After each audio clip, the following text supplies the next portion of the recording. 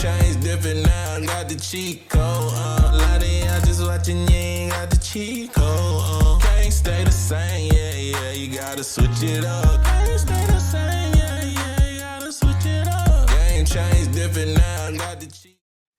All right, welcome back to the Goddess Giselle podcast. I'm your host, Goddess Giselle. Happy New Year, y'all. It's 2025.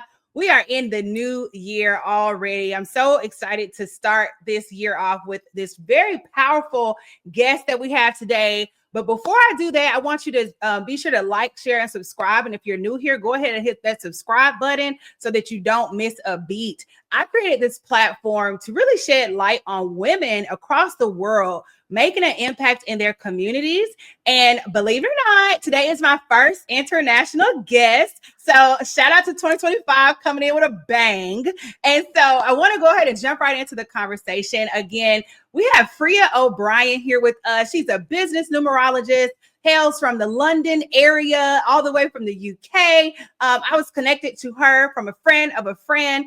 And y'all, I'm so inspired by the fact that we have numerologists in business on the show, sharing this craft, sharing this very divine knowledge and information to really change people's lives. So without further ado, Frea, welcome to the show. How are you doing? Giselle, thank you. I am so honored that we've been connected and I'm on your show because, from across the pond, I just admire the work that you are doing, giving women a voice, helping them own their power, creating legacy, and right from the heart of Atlanta as well, that the heart of civil rights movement. So, powerhouse in a powerful place. So honored to be here. Thank you. Yes, thank you so much, Frea. And we were fortunate to talk a little bit earlier this week. And Frea, for the record, where exactly are you located? I know I said London, but is it the Metro London area? Yeah, well, I'm actually in a region called Cornwall, which is just to the west of London. But I live between York, which is my roots, Old York, not New York, Old York, the original one, and London, where I do most of my business and meet most of my entrepreneurial clients. And then Cornwall, which is where I retreat, recharge my batteries, and it's where my kids go to school. So, oh, wow. Yeah. That is awesome. So you are in motion, in flow, on the go. I love that. And thank you so much, Frea, for honoring my location. Yes, I am in Atlanta, Georgia, United States, southern region to be specific, home of the civil rights movement, Martin Luther King, and also just so many powerful, successful entrepreneurs and businessmen and women who look like me, who are actually creating space for women like me and yourself to connect and collide and just change the world. So shout out to Atlanta. Y'all know I love Atlanta. So it's so nice to hear that perspective from, like I said, someone from around the world. And like I said earlier, my real mission is to create that international legacy mindset so that we know that we're bigger than our locale, right? We're bigger than where we're from or where we've been. Like the world is yours, especially with the internet, right? Yeah, exactly. I mean, that's how I developed my business. If it wasn't for the internet, there's no way we'd be connected. So I think it absolutely has given a platform for women in particular to, create businesses that enable them to balance family, health, wealth. The world's our oyster now. And so, this is our time to really utilize this platform for the greater good. Absolutely. And so I like to do a little introduction. I'm going to start here. We already said your name. You told us our location, and we're going to get into your career and profession a little bit. But before we do that, if you could name off the top of your head 3 people that inspire you or empower you to kind of keep going. So if you can name 3 people, they don't have to be famous, but who would they be and why? Oh, well, if I tune into immediately who springs to mind, and I'm thinking in particular 3 women, given the nature of women and voice. First would be actually my daughter, my younger daughter. She's 21. She's just finished doing her degree in screenwriting, and she's living her passion and breaking into the industry, and that takes courage to, from such a young age, to go out alone to champion what your heart really desires. So in the present moment, my daughter. In the past, I'd reach back to my great grandmother, Agnes Jarvis, who was a suffragette. and she was the first female Lord Mayor in the UK. So, she was really fighting Wow. for political voice.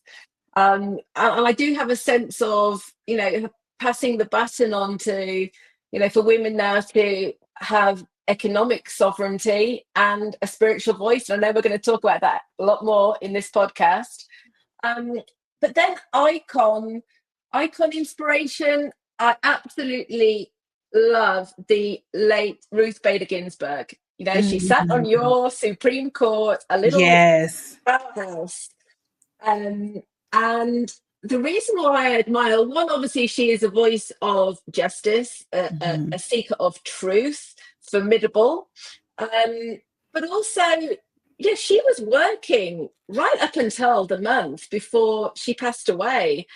So mid-80s. And Yeah. that just reminds me that I just sense there's no such thing as traditional retirement. I really believe in we have our dharma, we have our purpose in life, and when we're doing that, it doesn't feel like work. Yeah. So it's almost like we have a duty to further our field and make a difference.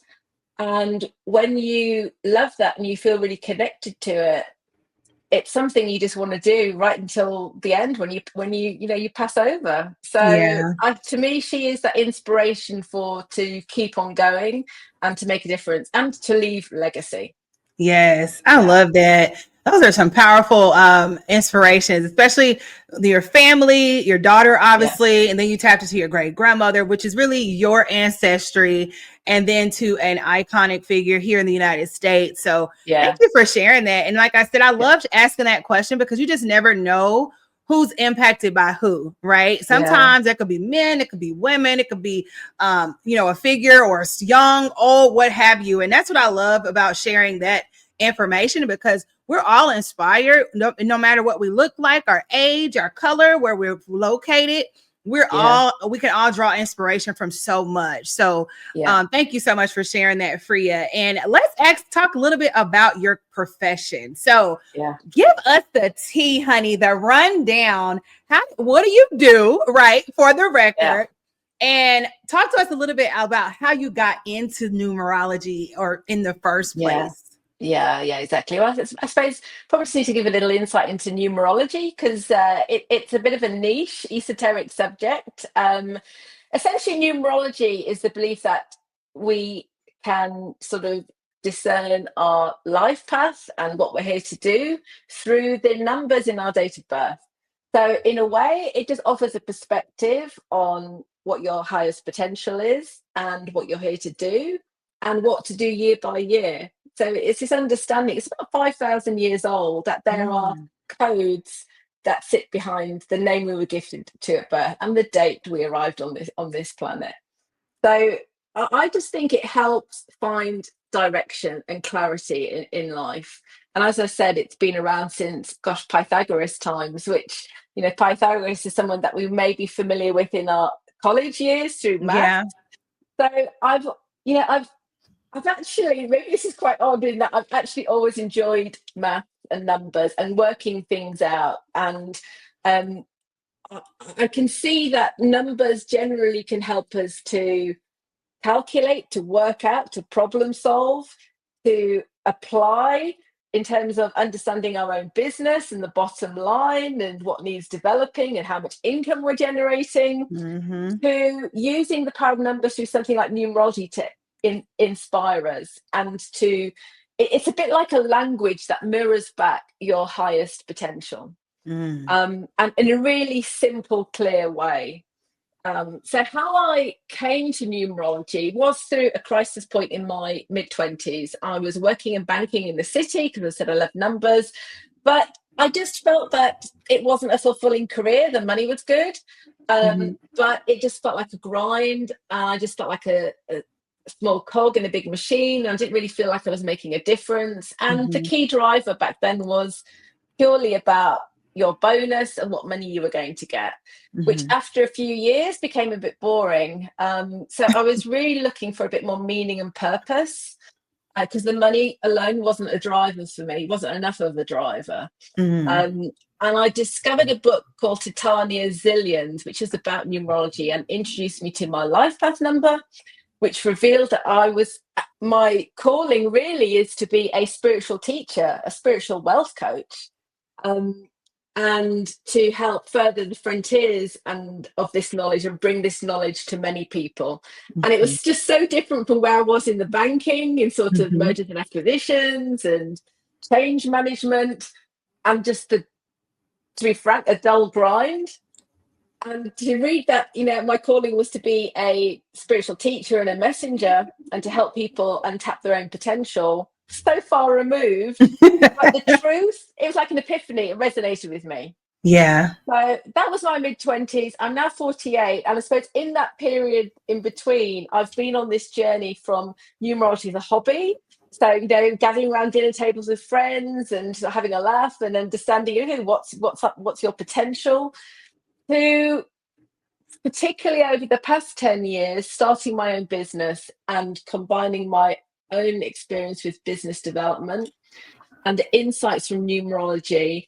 And it just organically unfolded where, in the main, 80% of my clients are women. But I work with entrepreneurs to use this knowledge to get them focused on what they're here to do and what to do year by year to build that business from livelihood to 6-figure to 7-figure to legacy. Wow. So here I am, typically behind the scenes, but I've responded to the call to show up, because I'm a personal friend. I'm in a year where I have to show up and speak up. And thank you for the invitation. Exactly. Like, you are in alignment with your true path, because we're literally on a public platform, as yourself, right? Not as who you were, who you had to be for money, this is me. I'm here, right now. I love doing numerology. And so I'm a numerologist. And that's what I think is that's where the world is slowly transitioning to. I talked a little bit about Age of Aquarius, right? So we're in a time of enlightenment, almost like the new golden age. And so we're gonna see a lot of people similar to you and myself really just sit back and just think about, like, who am I? What kind of legacy am I leaving? And what can I do now to make an impact? And I think in 2020, that was a huge kind of eye-opening timeline where we all were kind of confronted with, what do I want to do with my life? And so, Frea, how was the feeling when you jumped out on faith? You was like, you know what, I'm going to do it. Or is starting your business even? What were your peer group, your family, like? How was that taking that leap of faith on yourself? Interestingly, I discovered the numerology when I was 25, and I went on a journey where I went traveling, went to India, went to Asia, just as that getting to know myself. Coming back to the UK, I then took a job. So I knew at that point that I was called to run my own business, but I took a job with a quality standards body called Customer First, and I learned working for that organization how to take responsibility for running a business. Because so I have to say that it was an organic evolution. So I had to learn under someone else's stripes, as we do in corporate world and working for others. I had to learn the ropes of how to run a business until I had a crossroads, almost like a crisis point, really. But I'm slightly being devious about that there, because I knew, according to my own numerology, that I was starting a new 9-year cycle. So whatever I committed to in that year one, I was going to be working with for 9 years. So I made a decision of, do I stay with this company, because I was chief executive of the company by that point, for another 9 years and take it to the next level? But I would want for me and the team, some ownership of that company. Or do I jump ship and start my own business? And I knew in that board meeting that I would have a moment which would reveal which choice to make. And in that meeting, I decided that actually, no, it was time for me. I was ready now. It was time for me to dare to jump and leave my own company. Now, that was a huge leap because I didn't have anything lined up. But the interesting thing was that 2 days later, I was contacted by another organization that wanted me to become chief exec of their organization. Wow. But I negotiated a contract to design new standards for them, which created a bridge for me to then develop my own business. So to me, I was guided. The numerology almost gave me that faith to take the jump and knowing that the timing was right, and also the fear of, oh, if I don't take the jump, I could be here for another 9 years, and life is precious. Yeah, it is. What I discovered is that when we take these leaps, that we're often rewarded, and something meets us halfway to hold the space for us to develop into that. So yeah, that leap was rewarded, but it was a journey to developing the business, because I'm naturally an introvert. And so initially I tried to sort of hide behind my laptop and just blog and develop the business from that point. Until it got to the point where I was running out of my reserves, my money. And that forced me to come out and to join business networks and to build relationships. And it's from those original networks that one by one, I've now got clients all the way around the world from that original network I joined. Wow. So it's definitely been a journey. I was definitely alone in the beginning. My partner thought I was crazy. My parents like, why are you giving up this job? Yep. But I had this information. I knew it was right.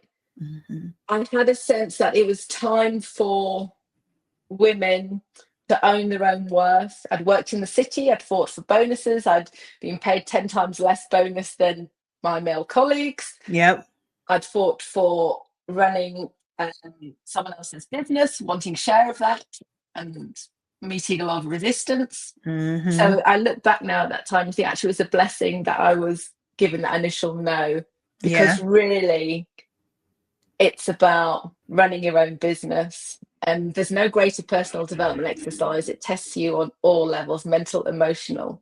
Yes. But there's no greater freedom than creating something that is authentic to you, that connects with others, that generates you a brilliant livelihood where you can see the pathway to growth beyond your lifetime as well.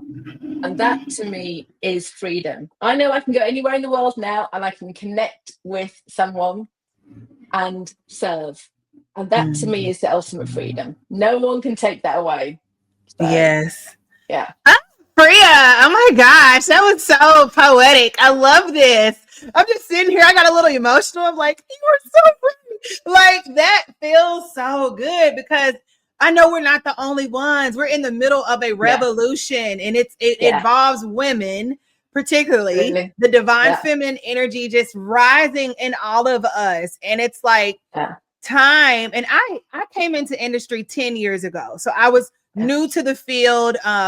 In communications and public relations. I was new to the field. I was just doing my best. I went to a really good university, and I was just very ambitious. And I was just met like yourself with so much resistance. And I was just like, what is this? And that's literally what inspired me to start my business, Giselle Avenue, because I said, hey, if they won't hire me, I'll employ myself. I'll create the skills. I will do the work, because like I said, I'm very I'm going to do it. I'm not going to sit around and wait for anything. And that really just led me to here.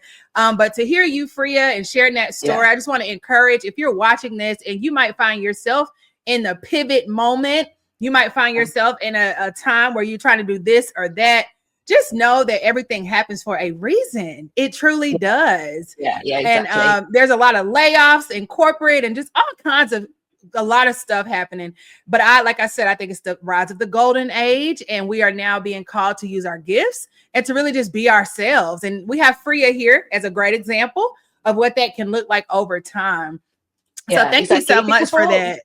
Exactly. We're all, we have this gut instinct that we want this freedom to be able to express ourselves, but ultimately to own our own money, to own what we are creating, and to invest it in our loved ones, ourselves, and to have the limitations removed. Because when I was in the city and I was looking at my boss, who at that point, I think was probably on about $250,000 plus bonus. Mhm. Even at that point, I was like, do I want to work here for another 10 years? I mean, that's a great salary, but is that enough? No, because Mm-mm. it's about creating legacy. It's about Yep. passing it on down to our family tree. It's about improving the lives of future generations. And I do have a sense of a calling in that my great-great-grandmother fought for political freedom, for political Yep. voice. It's only really since the 1970s, maybe even 1980s, that women have been able to own their own property and start their own business. And I Mm-hmm. think true power, sovereignty comes from you own your own wealth. Yep. And what drives me is, back in 2014, the International Monetary Fund did some research which showed that when women earn money, they invest 90% back into family and community, as opposed to men that invest just 30%. So that to me is an effective way of, the more money women earn, the greater social reform can happen at a grassroots level. Women invest in Yes. education, in well-being, and in health. And I think it's our time now, particularly you, Giselle, with this platform, to really inspire women to dare to rise up. Because now is the time, because not only are we in the age of Aquarius, some research came out this week by McKinsey and Co. to say that there's a great wealth transfer happening. Women by 2030 are going to have 38% of the wealth in their hands through inheritance, Wow. through their power to earn, through their great rise in them running their business. And, whilst we see in the outer world the political upheaval, Mm-hmm. patriarchy, there is an organic movement building and building and building, unstoppable, where Ooh. women are going to be making the change. And Yes. it's unstoppable. It's a rising tide. So, And I'm going to have my hands wide open, okay? Ready to receive all that is coming for me. yeah, And it's delayed, but not denied, okay? And even yeah, for the younger, like you said earlier, Frea, the girls, the women and young girls who are in college now, right? Or in high school now, yeah, primary school now. We're doing the work just by showing up. So I yeah, love that. Okay, Frea, talk to me about, what are the 3 top pillars of numerology? I want to get into a little bit for the audience, because I have somewhat familiarity. I'm familiar yeah. with some, components of it. But if you could name like the 3 top pillars, like the 3 things you need to know in numerology, what would that be? Yeah. Well, behind your name and your date of birth, there is a 6-digit code. Mm-hmm. And this provides insight into who you are, what you're called to do, and what it's possible for you to have in this lifetime. So the 3 key numbers that you can discover, and people can Google these on the internet to work out their own 3 numbers. Okay. The most important number is your life path number, which is from your date of birth. That reveals the skills that you are here to master. Mm-hmm. So when you know what you're called to master and you practice it, you become outstanding at it, and your reputation precedes you, and you become known as the go-to person for that particular skill set. Mm-hmm. Second number is the soul mission number. So the field in which you were called to serve, be it business, be it law, be it government, be it community service. When you apply your skills and practice them in a particular field, that's when you establish your reputation. That's where you untap prosperity, because you become really good at it. Mm-hmm. And then the final of those 3 numbers, which is important, is your destiny number. So when you master your skills in a particular field in which you're called to serve, you untap wealth and prosperity. And the destiny number reveals what it's possible for you to have in this lifetime. Wow. And I think that's really important, because when we're having to make a big change, like leaving a corporate job or deciding what to do with our lives, we're human at the end of the day. There has to be an incentive. I Yeah. think when we see what's possible for us to have that really resonates with our heart's desire, then we put in the work on the ground, and we put in the effort, we build those relationships, we go out of the comfort zone to public speak, or to Mm-hmm. publish a book, or to network, or to master and profit and loss and accounts. We push that in because it becomes worth it, because we know what we can have, and that Mm. excites us, and that's the fuel that keeps us going for the long haul. Mm. So those three numbers: life path number, soul mission number, and your destiny, what you can have. Wow. Okay, so y'all take some notes now, because we're going to get into it in a little bit. Freya, let me ask you this, and this is just pure sheer curiosity. Because me and you, we align when it comes to wealth and prosperity and Yeah. money. Okay, but Yeah. maybe some women or people are more not driven Yeah. by wealth, prosperity, and money. And I wanted to know, just out of curiosity, are some of those numbers destined to more like a modesty, or I don't, what's the word?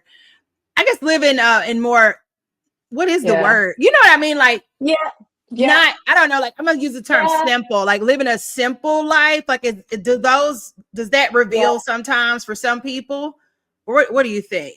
Yeah, I did. I mean, I must admit, I mean, coming from the banking arena, and I was motivated personally to go into that arena because I wanted to generate wealth. I wanted to have that stability in life. Me So that too. was my sort of primary focus.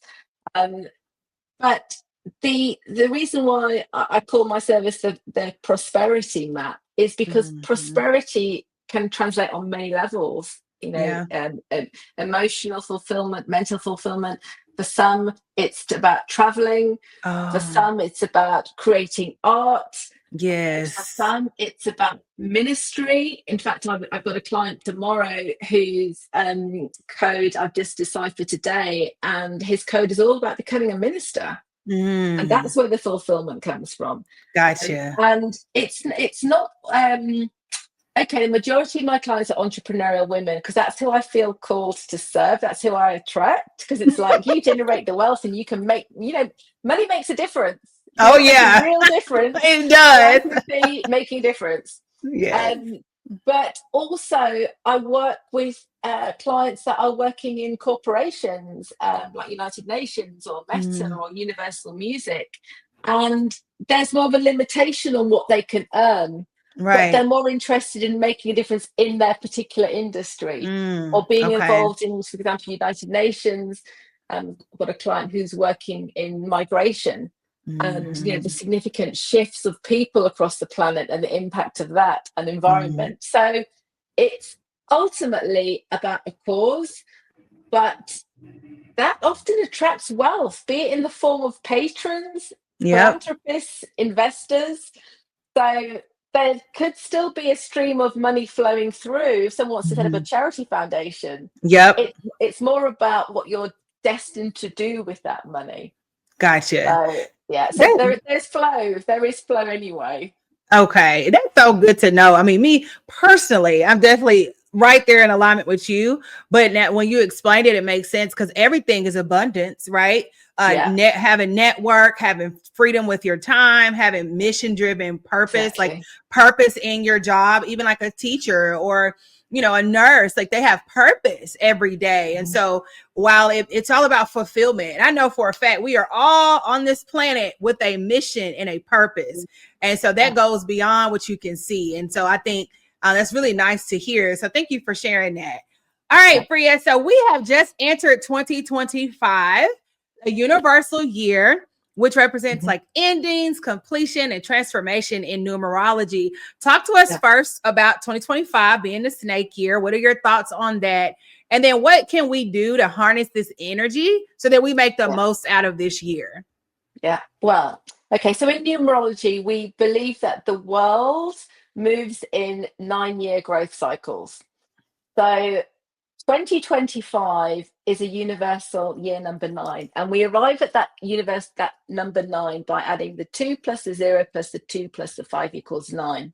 Mhm. So that indicates that we are coming to the completion of a planetary cycle that began in 2017.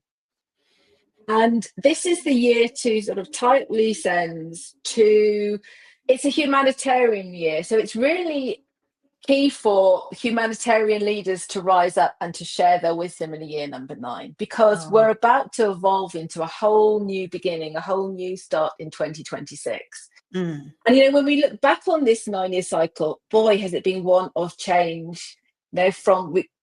Think of everything we've been through. I go back to 2016, 2017 in the United States, and the elections back then. We've got the pandemic. In the UK, we had Brexit. We have social justice movements, Me Too, Black Lives Matter. Then we have wars right at the heart of the Middle East, the Ukraine. It has been a turbulent 9 years. It has. We got blockchain and crypto and like all these different ideas of other currencies coming into the world. So you're right. I see the change.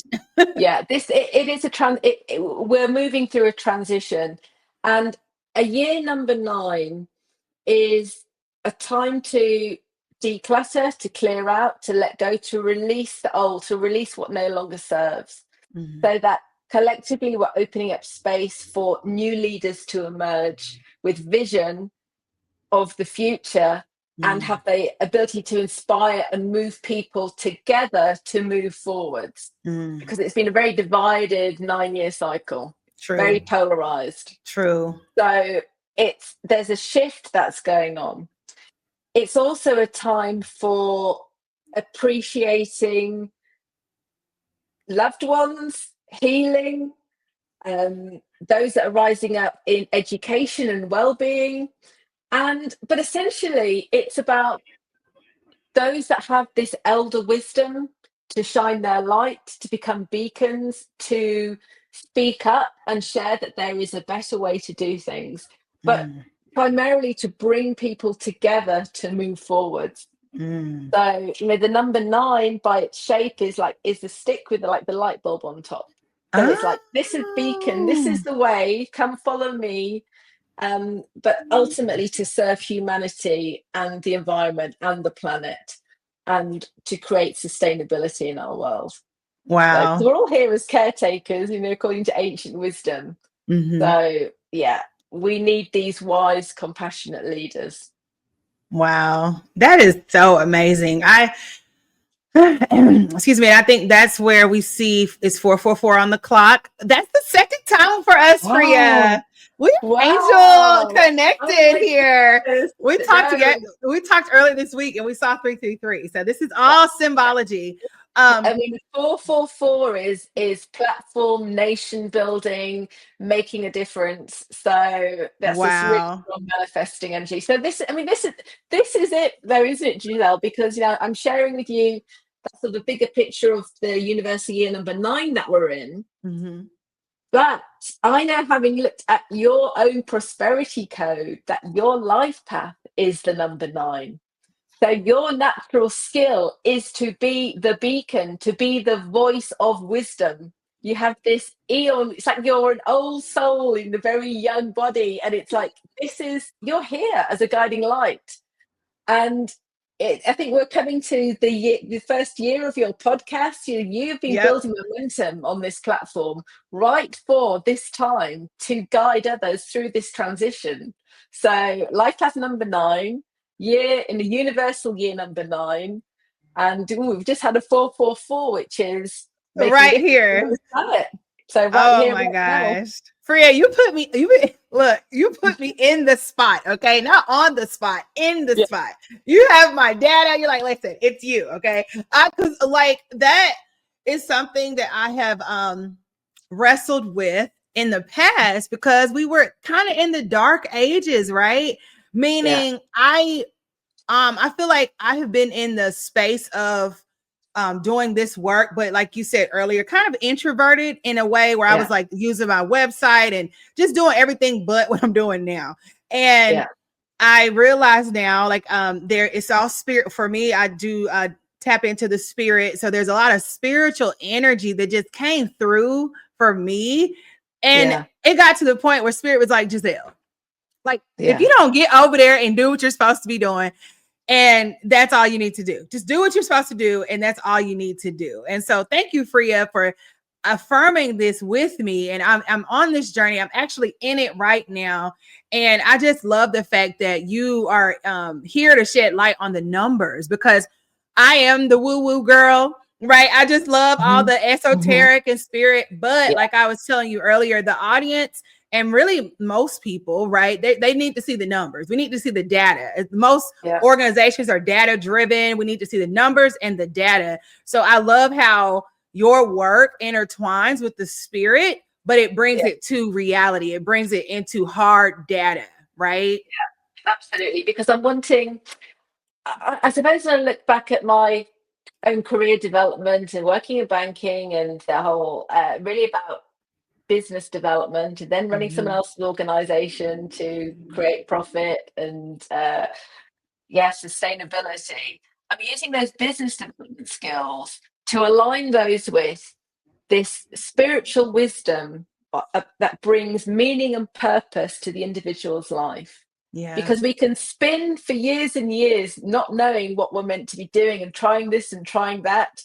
And I suppose I like efficiency. I like, give me some simple language and point me in the right direction. And I'm going to trust my gut with what feels right and what resonates. Yes. I mean, people can either come to this through things like human design or NLP or numerology or Myers-Briggs. It's about finding the tool which reflects and resonates your truth. And then you move on it.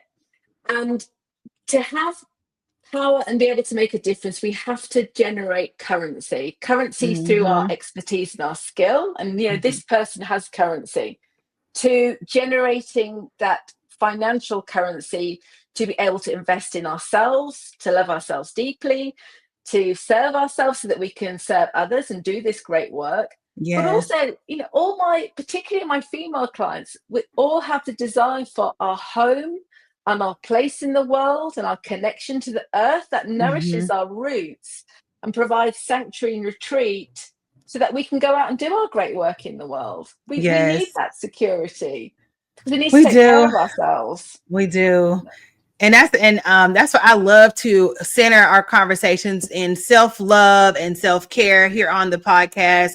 But honestly, it starts where we are. We start where we are just by having these type of conversations. And I heard you earlier talk about human design. And so we talked about that too. So I have studied human design. I found out I'm a manifester. And what that is essentially a thought leadership, right? And Frea, if you want to break it down a little bit further for the audience, and how do human and design and numerology, is there any connection there? And how do you use those systems? Because essentially we're talking about systems.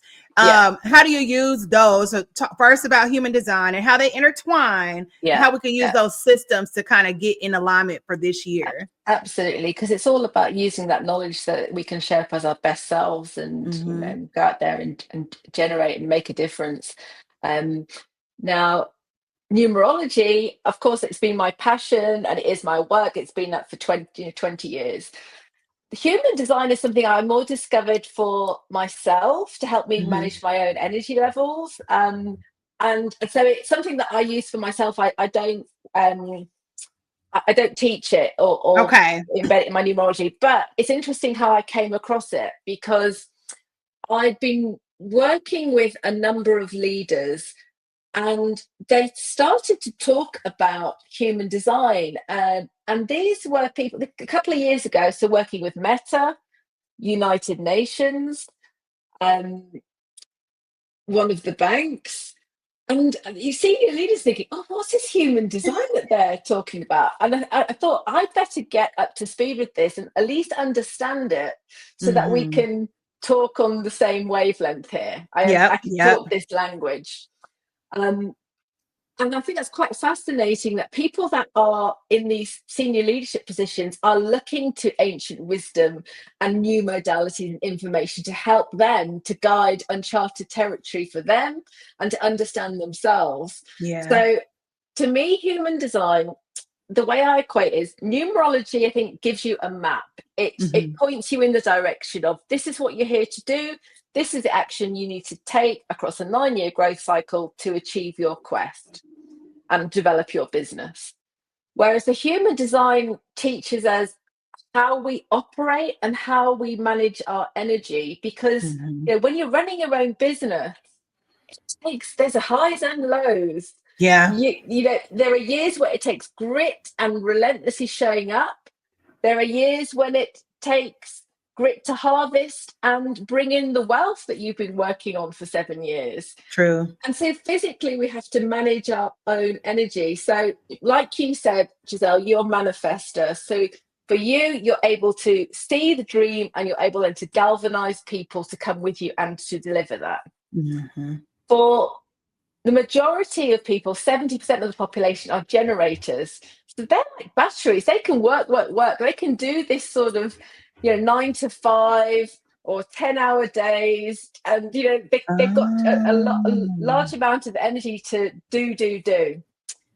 And I discovered that I'm a projector. So I have limited energy in that I can be super focused for 2 to 4 hours, laser sharp, can read between the lines, can read energy and mirror that back.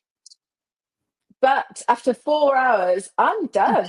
I've got to lie down. I'm switching on Netflix. I need to just after our session, I'll be having a good cup of Yorkshire tea. So, so I think when you've got, and that explains to me why I was feeling burnt out in the city, 60-hour weeks, party, collapsing at weekends, and I just lasted about 5 years in that environment.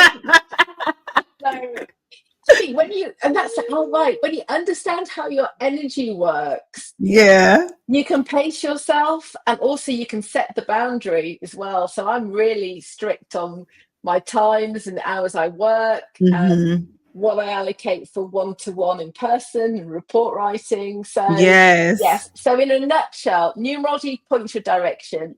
Human design shows you how to use your body and your energy levels to make progress and do this work. Gotcha. Okay, that's good to know. And so we're talking mind, body, soul. Okay. And so there's this show that came out on Netflix last year. It's called 3-Body Problem. Okay. It's so good. It's actually based in the UK. They're in the UK. Okay, thanks for that. That's another one. Yes, it's Frea. It was so good. I loved it. It's about, long story short, quantum physicist. There's a alien technology included. There's quantum physics and not astrology, but definitely a quantum physics mindset, kind of like E equals MC squared, Albert Einstein, energy and motion. And what I took from it, you have the 3-body problem is mind, body, soul, right? You want those to be in alignment at all times, as often as possible.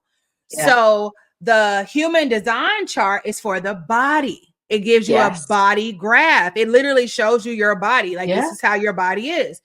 The mind, I believe, is where like the numerology, the numbers, like it's a mental, logic. Logic. It's mental. It's problem solving. It's clear, right? And so it's mind, and then you have the soul, which is kind of where I come in from the spiritual realm, translating and translating these very complex thought processes into words that people can actually grasp onto. And so with the 3-body problem, last year I solved my 3-body problem. And so this is my philosophy, obviously, Frea. This is not, this is my spiritual philosophy, that we're all here to solve your own 3-body problem. Like you are like a pyramid. And the way that you operate is through keeping your 3-body problem aligned. So the mind, the body, and the spirit. And it's so funny you said that majority of people are generators, which makes a lot of sense.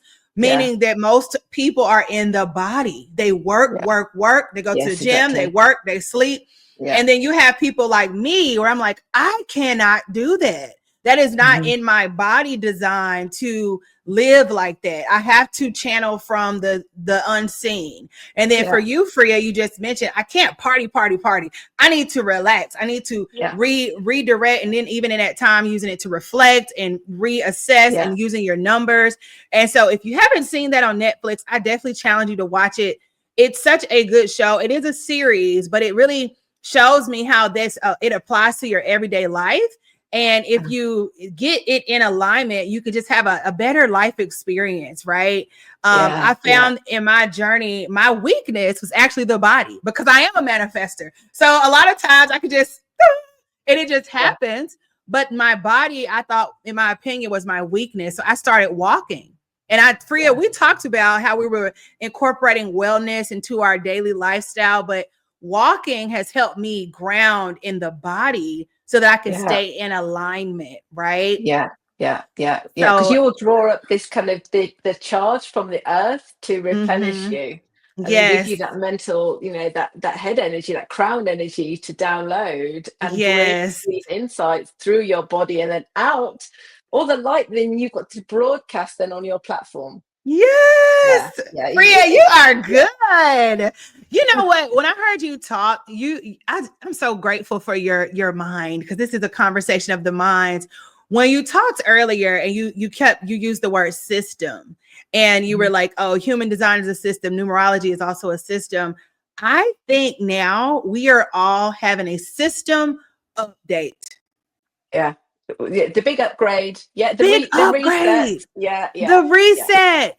And I'm learning through my own experiences and through my own research is that now, you know how they say in business, and Frea, you can quote me here, a business is not a business unless it has a system, right? You have to have a system to follow most processes. If they're not repeatable, you're not sustainable. But we are now becoming the systems here. This is your tremendous insight, Giselle, because when we spoke, I said, what's your date of birth? And let me just prepare some insights for you. Well, we know that, your life path is number 9. You're here as a beacon to share the wisdom of these systems, from ancient to the upgrade to new technology. You can fly the whole spectrum and make it practical for what people need to do and inspire them for where we're going. Okay, so that's your life path number. But your soul mission number, the field in which you're called to serve, is a really rare number. Okay. And it's interesting that you just talked a moment ago about pyramids and these kind of shapes, because on the back of the dollar bill is the pyramid, and it has 13 levels. And it's an ancient symbol for 13 is a really powerful number. There's generations have feared the number 13, think, lots of superstition, lots of fear around it. But it's actually a very powerful number, which is used by priestesses and women's circles for millennium. And women would come together in circles of 13, and they would come together for the well-being of the community, to transform, to share knowledge, to set intention, for the well-being of the community. 13 is a powerful number for manifestation, and that actually is your soul mission number. Soul mission number 13, which originally is the number of the divine feminine, the one that opens up the space, that puts intention into it to generate and transform society for the betterment of the planet and the well-being of the community that you serve. So divine, it is the ultimate divine feminine number. That is your soul mission. That's how you were called to share your wisdom. Oh my goodness. Yeah. Are you serious, Frea? Yeah, because I know I'm so excited. I know it's a bit of a revelation, because when we spoke to we were talking about what we're going to talk about in the podcast, and I was talking to you, wasn't I, about Friday the 13th. It was Friday the 13th, I think, in December. And actually the superstition around that number, and really it's about women's work and the divine feminine, and there was interest in, I posted something on LinkedIn, there's interest from NASA, and you can share that. Right. So I'm working out your code today, and I'm like, oh my goodness, soul mission 13. That's what you're here Wow. to, you're here to restore the power of the divine feminine for the good of the world. This is my excited dance. Of Yeah. course, I have an owl, the esoteric. Yeah. Oh my goodness, Frea. That is thank you for sharing. I had no clue. Y'all are watching it here first. So we're gonna pivot. Let's jump right into it, Frea. So on this show, this is brand new. Listen, y'all, we're in new territory here.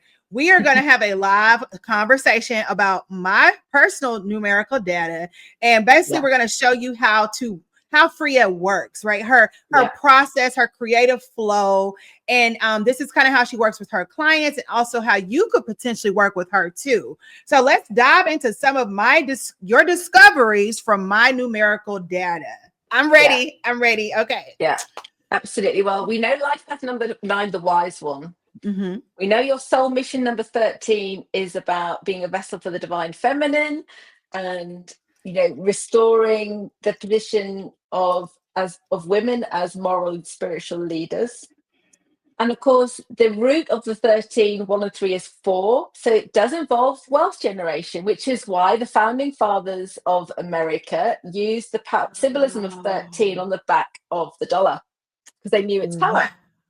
Yeah. It's got 13 branches, 13 states, 13 steps in the pyramid. So next time you check out the back of the dollar, you'll see this. Yes, and I remember it being there. And then we have the 13 original colonies, which were the 13 united, like the 13 original colonies of the country. Yeah. And that's some tea right there, Frea. yeah. So, but this is your role as a voice to provide the platform, generating wealth, grassroots change. The new paradigm, this transition. That's how you're called to serve. Now, your destiny number is 8. 8 is about wealth, power, being the authority, and you're destined to run a global business because this knowledge needs to go around the world through your platform. Okay? So, yeah. Wow. Your calculations here. So, I know this is like coming at you here, but I'm mirroring back what you've already set in motion, what everyone on your channel can see you are living and breathing. This is authentic, Giselle. This is who you are. Okay. Oh, wow. Now, so I'll use the numerology, and there's other numbers as well, like true self number, day number, personality number.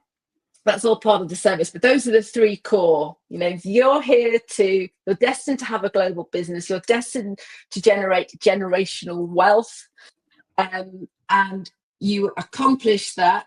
It's wealth for generations to come when you dare to show up as that moral and spiritual authority, an agent of the divine feminine, which takes courage, because for centuries, women have been burnt at the stake for their spiritual power and their knowledge. But we are now living in a different time, and so you're called to rise up. So you honor that and you untap that wealth. Now, the second part of my initial intro numerology service is to look at what year a person is in. And so, like the world, we believe that each individual has 9-year growth cycles. And the year number 1 is the new beginning, and the year number 9 is the completion of the cycle. So I've worked out, Giselle, from your date of birth, that you're now in a year number 9. You're coming to the completion of a cycle. This is the time to sift for the wisdom, sift for what is generating legacy, generating wealth, let go of what doesn't, and so you can build upon what is working in this new cycle. So you're coming to the completion. So from your next birthday, it's about, what works, what engages. Next cycle is about expansion, and there is nothing holding you back because you've learned your lessons in this current cycle of what it is to be a visionary, what it is to build a relationship, what it is to serve, what it is to do the grind. And now you have this collective wisdom, you have this channel. So you've got to prepare gently between now and your next birthday, which is August, for the new beginning, which is actually bizarrely in line with universal year number 9. You're in year number 9, so you are in sync with the Wow. collective. So yes. So Frea. Oh my gosh. This is some good stuff right here. This is the best tea on the market right here, y'all. Oh my goodness. You're hearing it first. Mind you, I will share what I shared with you just so they can get an idea. I shared my birthday and my full government name, y'all. I have a new name because I got married. Hey boo. But I initially the what you say, the name that you had when you were born. Exactly. It's the name that you were gifted to at birth.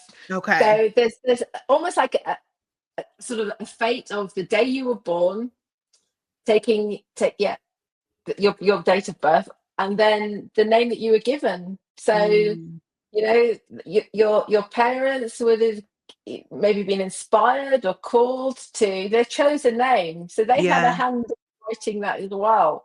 So but it is important because every letter counts. And so I take the date and the name and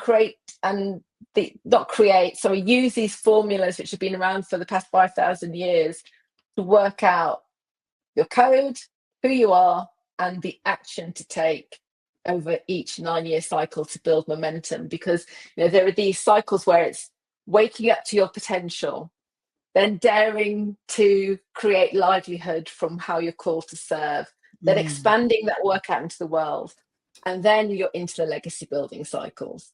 Wow. So some people will stay stuck in who am I, what am I here to do, or not even dare to look into that, and then regret at the end of their life. There's this nurse called Sue. I can't remember her full name, but she did a study of the top 5 regrets of the dying. She's a hospice nurse. And the number 1 regret is, I didn't have the courage to live a life that felt authentic to me. So this is where something like the numerology comes in hand, because it's like, but once you know that knowledge about yourself, there's no going back. Yes. No, there's no going back.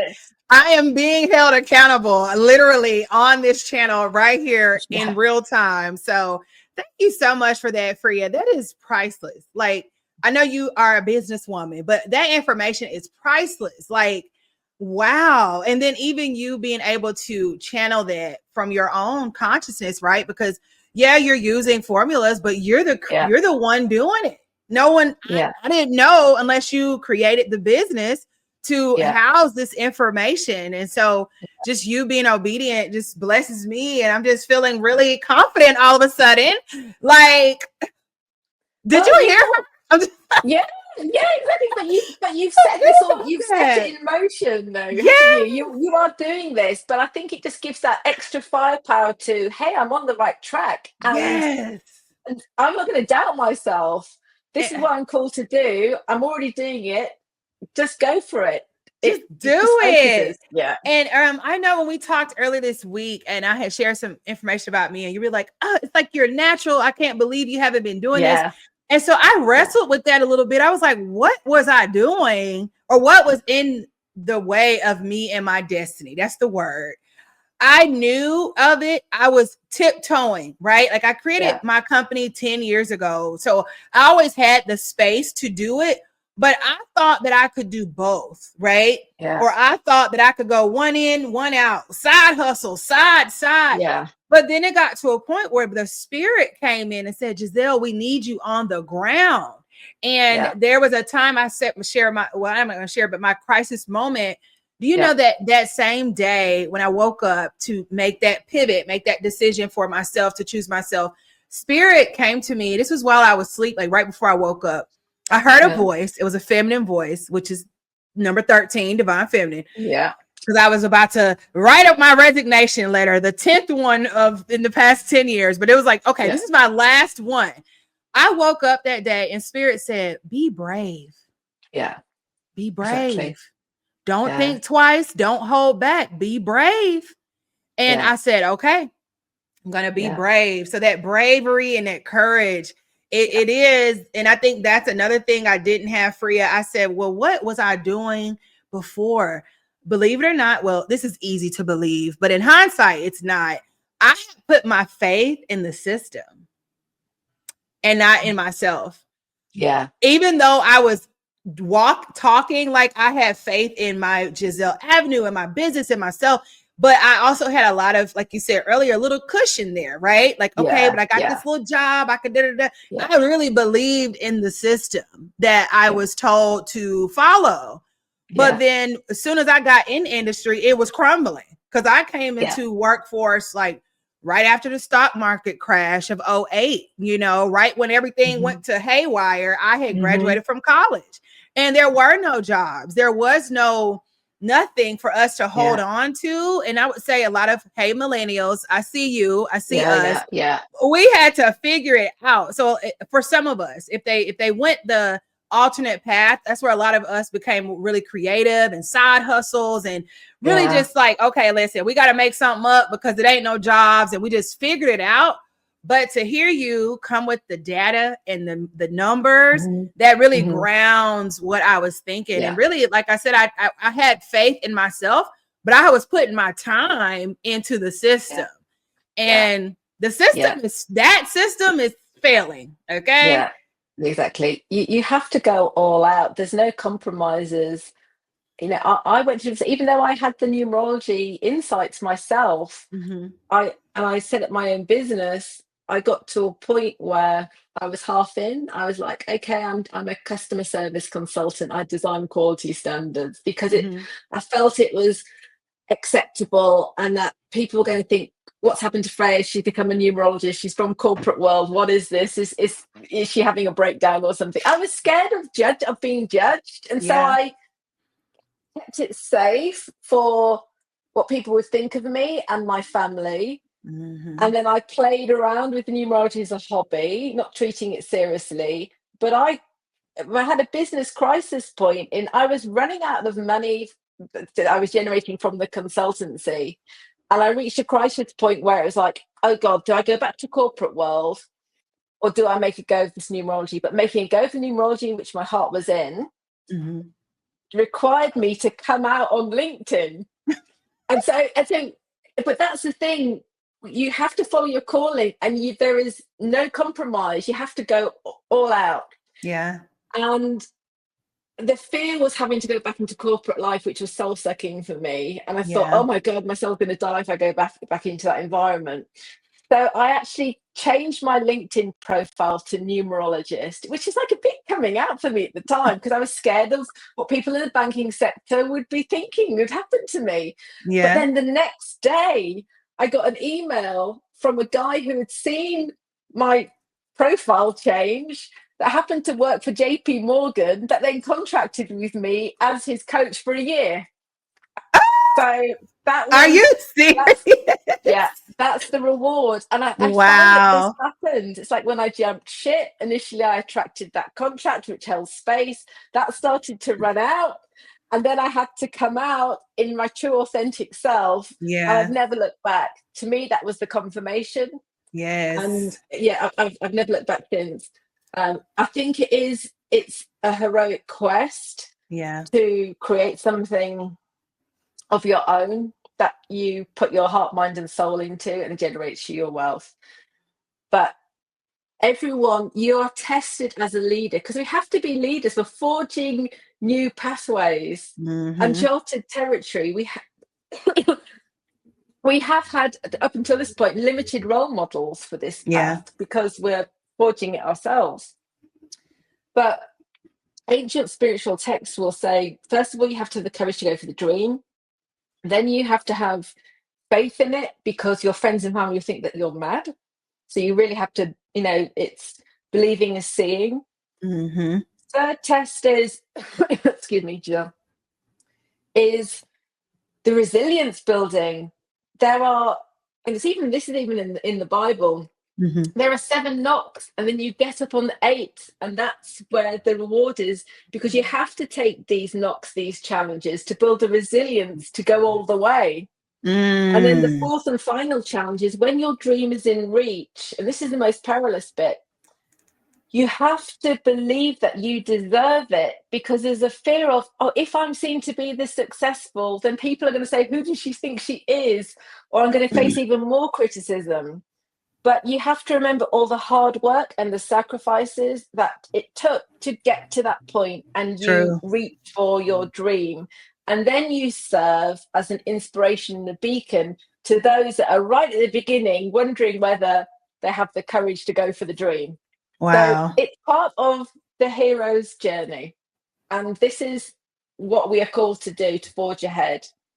And as you say, the younger generation, when I think about my daughter who's 21, never even Yes. occurred to her to work in the corporate environment. She's writing screenplays.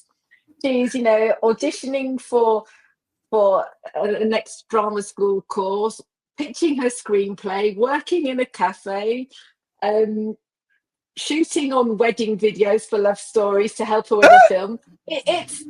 That is the new way. They are Yep. flexible, they are versatile, they Yep. are not compromising. They know that there's more security and safety in being true to you than Yes. working for the machine, the system. Yep. That's it. And shout Yeah, out to your daughter. Hey, daughter. Okay. She better get it. That is yeah, awesome. Even hearing her story, that's one of your inspirations. But yeah, yes, yes, yes to all of that. And I think for me personally, uh like you said, a beacon of light. So I came into the workforce as myself, and I've yeah, learned through this podcast that I've inspired some of my senior women to, like, I yeah. saw you talk about Giselle Avenue way back then, like in Hmm. 2014, and I didn't know it wasn't common for, I didn't know the Yeah, boundaries and barriers, because I just had the spirit. And I think that's really what helps everything keep going, that creative spirit, that go to I yeah, can. And I always talk about how I came into the space right when Mark Zuckerberg, he and I are peers. Okay. I don't look up to him. He and I were freshmen at the same time. And obviously he's a great businessman, but I'm just saying, like, I yeah, saw what he was thinking come to fruition. And now Facebook is this big giant platform, but it didn't start that way. And I was one of those who was there in the beginning. And so to see social evolve, hmm, and now we have creators, and creators is one of the biggest economies coming online in the next 5 years. And we have TikTok, we have all these platforms for people to create and just show up as their authentic selves. It's yeah, been so nice to watch everything change. And I did want to ask you this. So you talked about JP Morgan Chase earlier. Now, this quote is really it's just on the internet. I learned that he didn't say it, but it was someone inspired by him using numerology. yeah, And the quote is, millionaires don't use astrology, billionaires do. And this was yeah, inspired by yeah, JP Morgan Chase's interest in astrology. So, yeah, Frea, let's get into the tea, because I know really this work that you do, it's not for the average consumer, the generator, maybe the one who just goes to work, come home, go to work, come home. Who are some of your ideal clients, and how does their client profile differ from maybe the average generator, the one who just likes to work? Talk to yeah, us a little bit about that, because I surely love that quote. I believe yeah, it. I definitely use astrology, and I'm getting yeah, into numerology. So who are your ideal clients, and how do they yeah. differ from maybe the average person?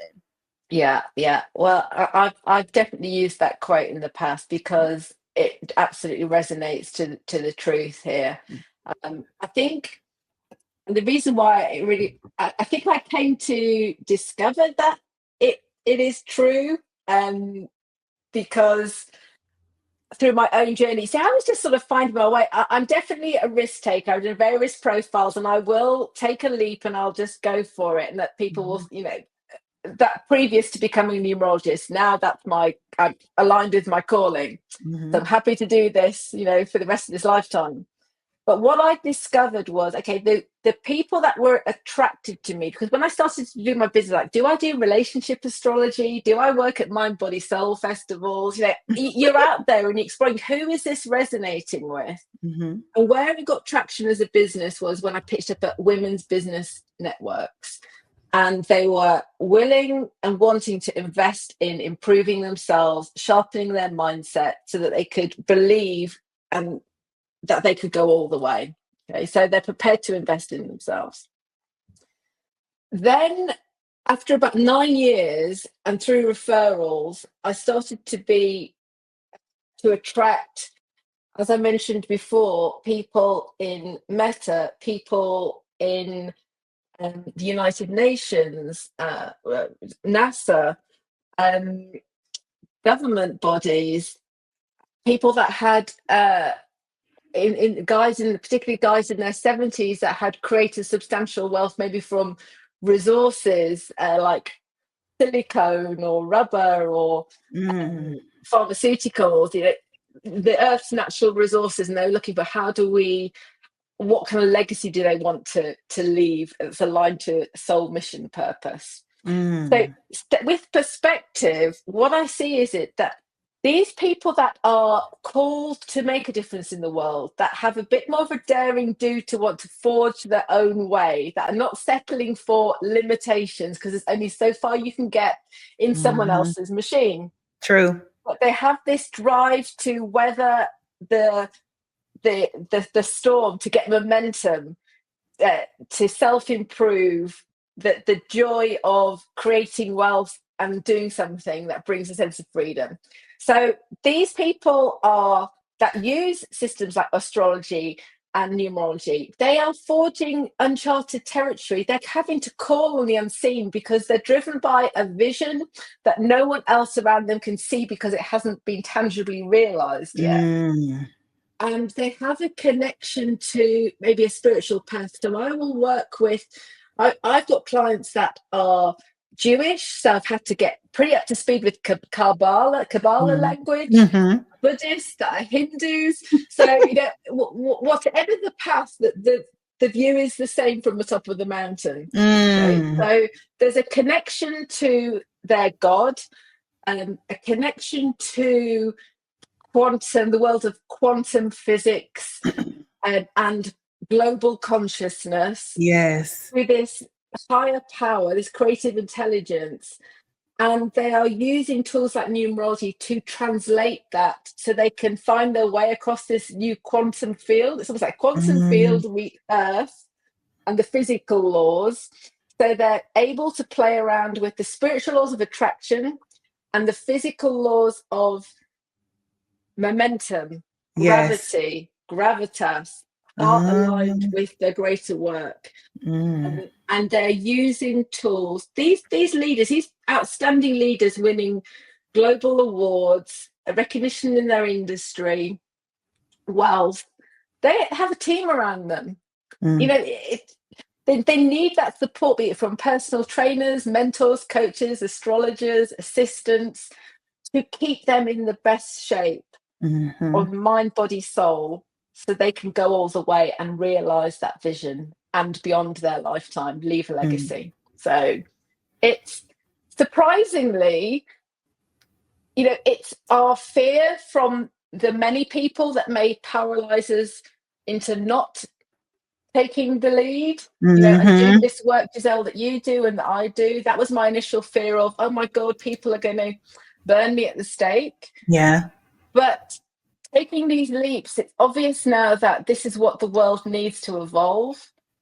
And actually, because I'm now working with people that are leading in their field, I never even think about what the maths say, because there's so much fulfillment from witnessing leadership and better ways of doing things. That's where my attention goes. So, from the top of the mountain, the view is the same. Yeah, exactly. I love that. Yeah, I could imagine. That's amazing, and it's very interesting to hear that the clientele, and like I said, it's not your everyday person, and I think for me, and I'll affirm this now that I know my numbers, it's really important for women like myself and you to really honor that you are not the same, right? Yeah. Like honor your uniqueness on your journey. And I think some women like myself, you can get like blinded by what you're seeing. And if you don't have a relation or can't relate to those that you see, then you might doubt yourself, right? You might say, well, maybe I'm doing too much, or maybe this isn't true, or whatever, which is the doubt that comes in. But if you're aware of something so simple like, oh, well, these are the world leaders and millionaires don't use astrology, billionaires do. Like, it helps you know, like, hey, my bestie might not be a billionaire, but I know that in my consciousness, we are all collectively thinking in the same fashion, you know?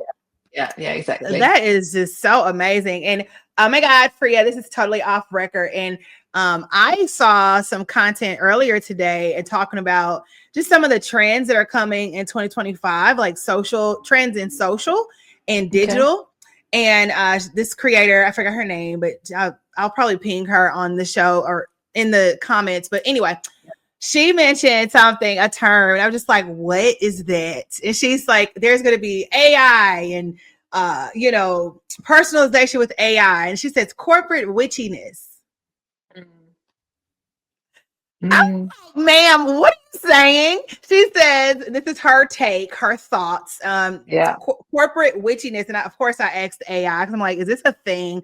But really, essentially just creating space in corporate settings for the divine feminine energy. So leading with compassion and using numerology and astrology in business and creating rituals and practices in business.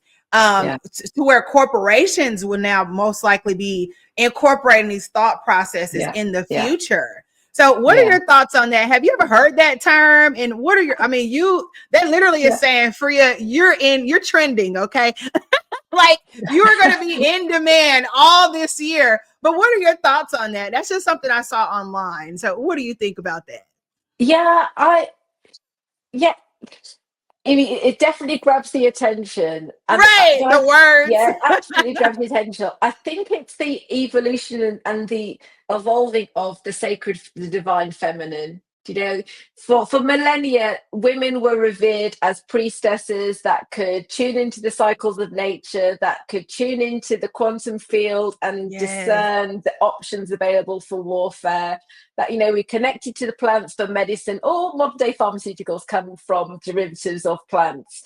So it's a sort of ancient priestess energy that is being restored. And I often translate witch as a woman in touch with her power.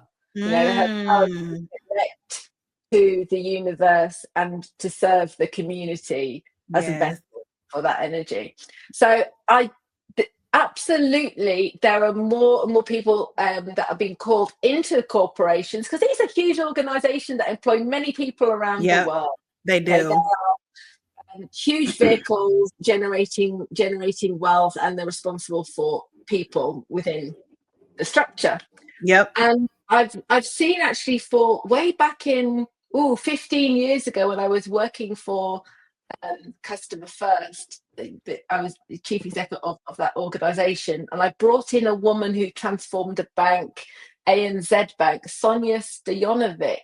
Yes, I was key on how could we love our customers, and that started with taking care of our employees.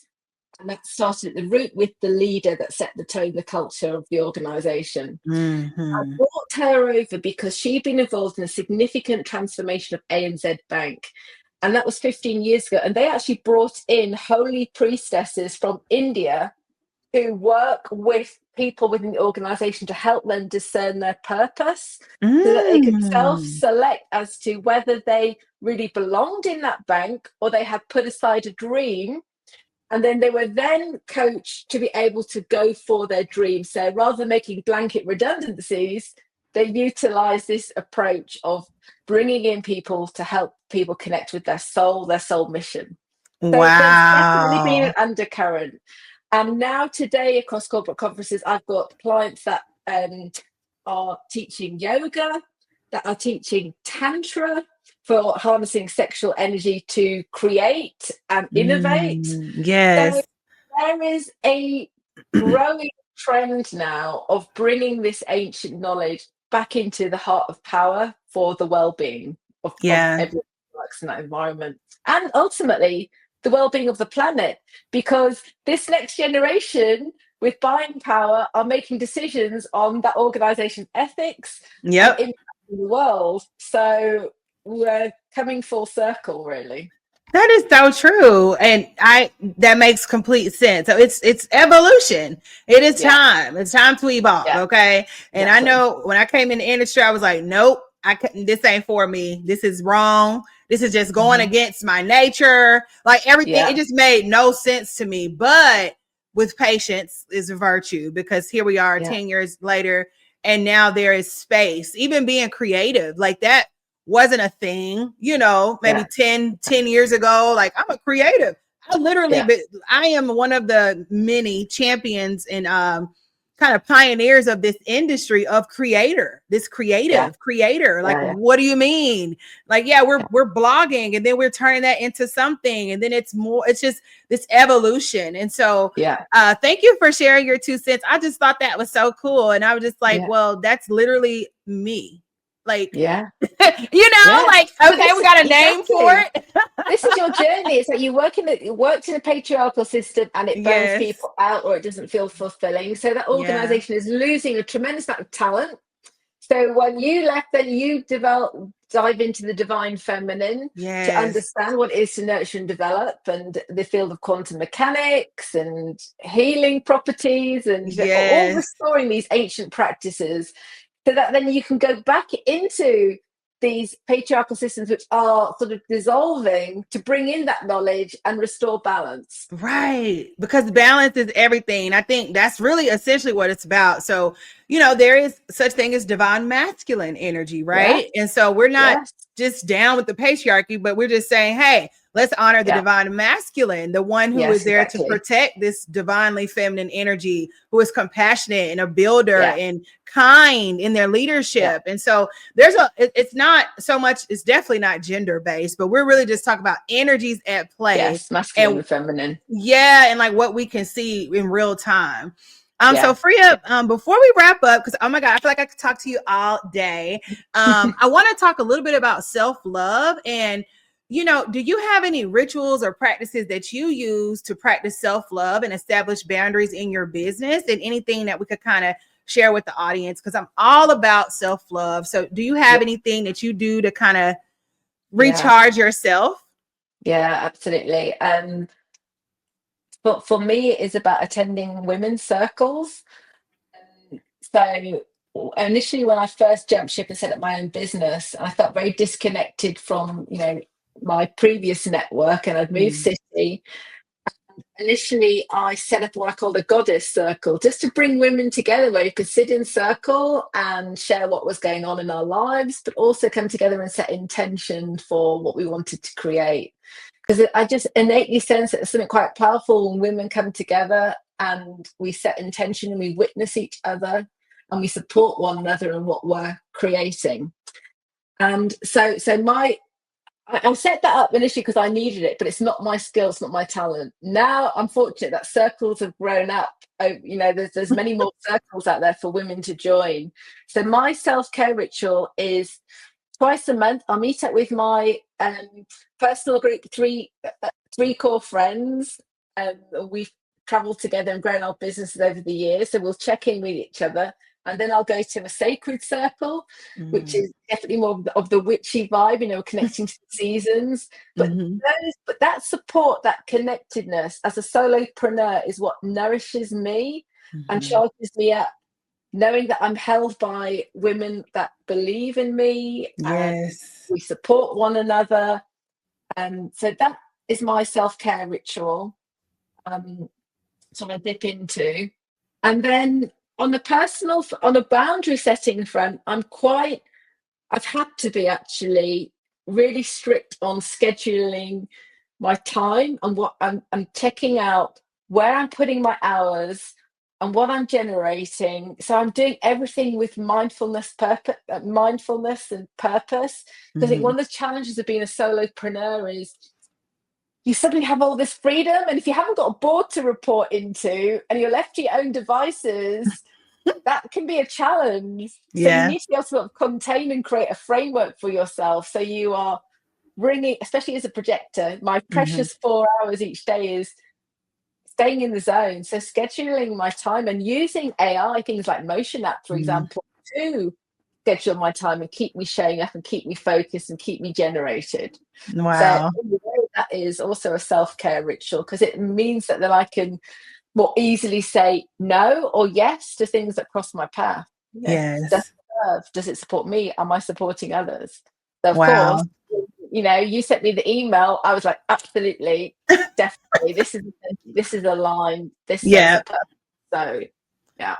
Okay. Well, thank you for sharing that. Yeah, I think it's and I've talked about this on all the episodes, but while women are so strong and fierce and mighty, we be needing to sit down somewhere sometimes so we can kind of recharge and Yeah. reconnect with ourselves, especially as we're pouring into others. And so I definitely Mhm. call out that space. And I think in 2020, again, I just feel like the world changed and we Yeah. started building a new earth. But I feel like in 2020, the whole planet was called to be a little Mhm. more loving to itself, to themselves. And it's Yeah. like, hey, I'm not gonna let you the earth was like, y'all can't be going back and forth all day, every day, draining my resources. You're traveling, you're putting Exactly. emissions in the sky, you're not feeding the children's home. It's Yeah. just so much stuff, like Yeah. global issues here.